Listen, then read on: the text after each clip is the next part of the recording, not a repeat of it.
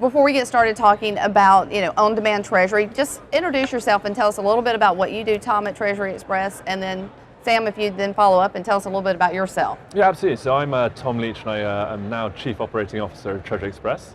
I sort of have involvement of our CEO's vision and inputting that into the company and making sure it's then activated. And I've now been working there 4.5 years. And before that, I was actually working with the AFP, so I know this conference very well. And very excited to be here. Great, thank you. Yeah, so I'm actually relatively new to the field of Treasury. I started my career as an analyst for the Missile Defense Agency, and then spent a couple of years as an operations analyst for Goldman Sachs before I landed in industry and in a Treasury role. So I've been with Ancestry for only about a year now, and one of the three folks on the Treasury team there, and I've worked with Tom for the past year now. Okay.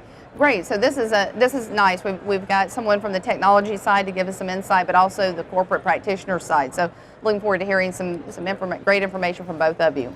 Let's start out talking about what do you mean when we talk about on-demand treasury? What do we mean when we say on-demand treasury? Yeah, I think it's quite a broad sort of question, but I think I can probably narrow it down to probably 2 or 3 areas. The first area being on-demand, of course, is the literal meaning. So on-demand treasury is something you can access very easily without much friction. So it's there, you sort of plug and play, and off you go. And we've really sort of started installing that with our treasury management system. So there are parts of it you can buy over the sort of internet, put your card in, and you start using it from day one. So that's the premise of being on demand. Now the second part of on demand we're very much looking at is actually the sort of servicing and support. And Sam can testify this to a minute. When we're asked by a customer to do something, they know that we will fulfill that promise and we will do it on demand. There's no limit to what they can really ask for, and we have a very open engagement with our customers, and we're very open at the beginning saying anything you really want, whether it's a custom report or there's a technical issue with the system, we're tracking it in the background and we're thinking about this before. So when it's questioned and when they want it, it literally is on demand in that sense. So it is both in the way that you purchase and utilize the TMS, but also the servicing and support behind it. When the folks at Treasury Xpress started talking to us about on-demand, it was sort of like a difficult idea for us to wrap our heads around because not a lot of people here talk about that sort of thing. There aren't a lot of Treasury tools that are bragging about being on-demand. And I think one of the real challenging things as a practitioner is we have all of our data, but it's very, very difficult to get to. And so it can be really frustrating where, everything that we need is in our bank, but trying to get really good information reporting or dynamic information reporting, or being able to sort of house and manipulate some of that data to make maybe better decisions. It takes a tool that maybe is a year down the road or 6 months to implement, or it takes a team to sort of test and validate. So when Tom started talking to us about on-demand, it was sort of a novel idea, and that's certainly what they've proven themselves true to that and been able to do that. I think some of the things that we've seen as we started to work with them is we started. In our minds, we had an idea of what we were going to use their tool for. Now, over the first 3 or 4 months, that vision changed quite a bit. And we had a couple of situations that didn't maybe fit their tool perfectly, but it was a quick update. And I think there are a couple of companies out there that are starting to realize that is what we need as Treasury professionals. Being quick and on demand is really important for us now. Well, that's great. You brought up two things that I think was interesting. On demand, in that it's as you need it, you can make demands, make requests, and expect that you can get the changes or the request met. But also dynamic, so timely, not stagnant, not late, it's fluid and usable.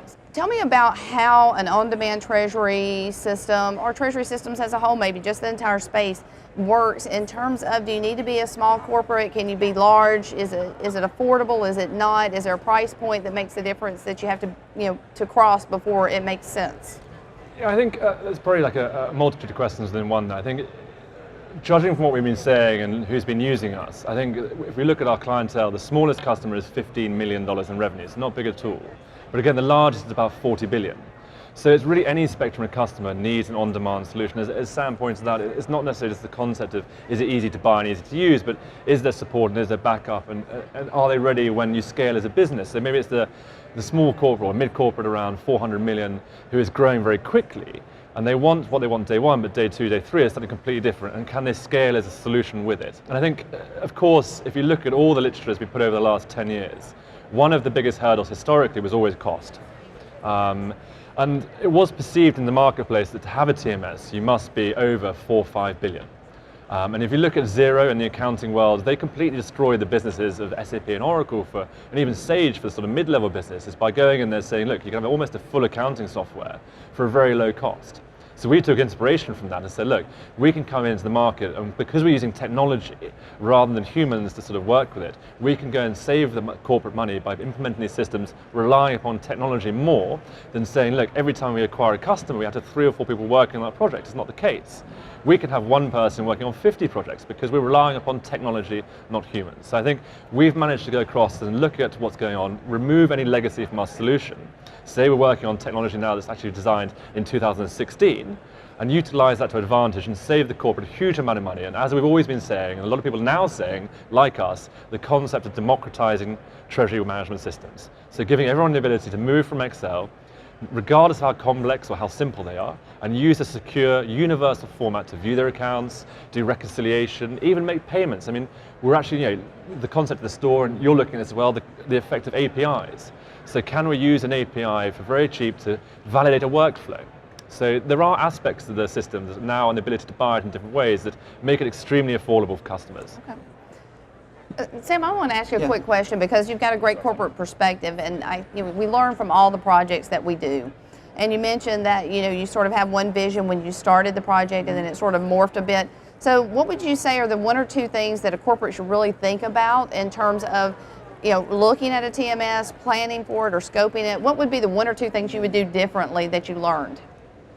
To be honest, I'm not exactly sure that there's anything that we would want to do differently. The system that we've been offered has been flexible. The team has been responsive, and they've been really good to sort of bend to what solution that we would need. I think personally, I think it's a really difficult question to answer for somebody else because every treasury group is going to be a little bit different. Their cash needs are going to look different. Their geographic footprint and their foreign currency exposures are going to look a little bit different, and it just depends so much on the business model. But if I can go back to your earlier question as far as, is this the kind of product that a smaller company could look at, or how big do you have to be to start considering a treasury workstation? I think that's a really important question to consider, and I think what has happened is a lot of smaller companies that really could benefit from automation, or from consolidated information reporting, or from automated reconciliation, are priced out of the market because what we have are a lot of legacy solutions that don't really give us the stuff that we're looking for. And I've been in a couple of treasury departments where we want a tool, we're doing a lot of manual things, but we can't find anybody out there that's willing to give it to it at a price point that makes sense to us. So I think it's great that maybe younger, more FinTech focused firms are coming in and providing a solution that makes intuitively sounds a little bit more like 2017, and that's been a great find for us.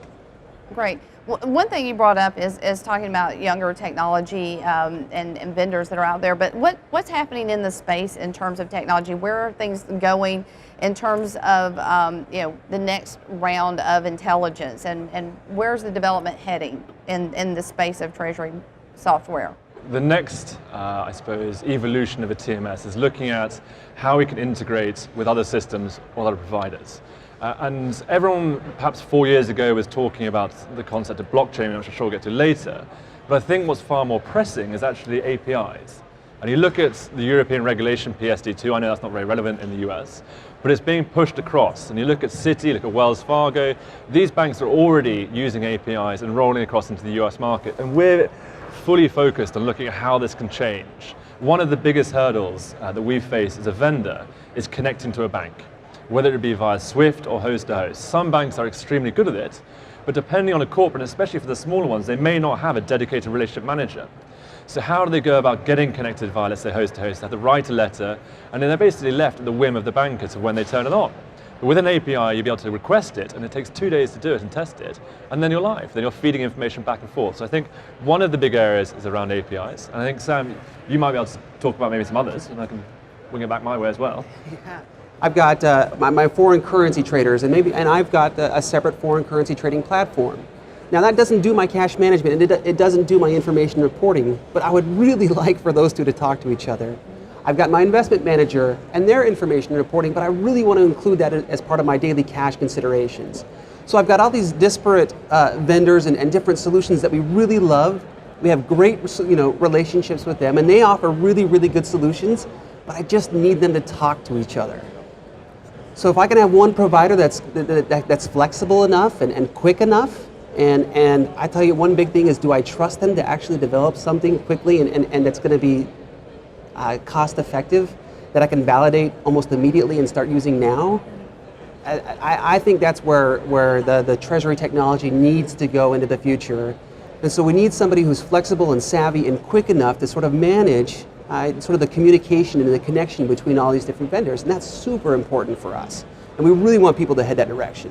What do you think that timeline looks like for APIs to maybe talk? Do you think it, and do you think it's achievable that we could expect that an API would come down to, say, a common language, or do you see that there would be multiples that will continue to exist out there? I think with APIs, I think the code itself is more or less universal. Of course, each bank will differ and there'll be different sort of variances. I think APIs as a theory is already proven. So I think everyone is now accepting and aware of what needs to be done.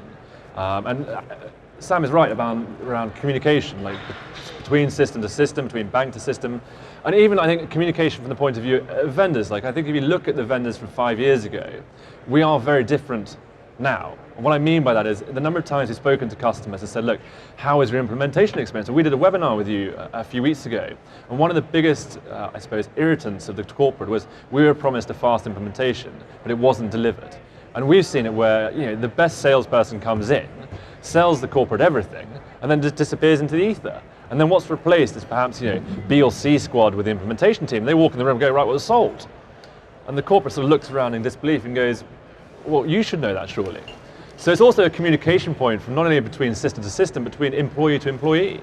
And I think if you look at the technology of what some younger systems are built on, is the ability to be on a universal platform, so I don't need to know what code it was written in.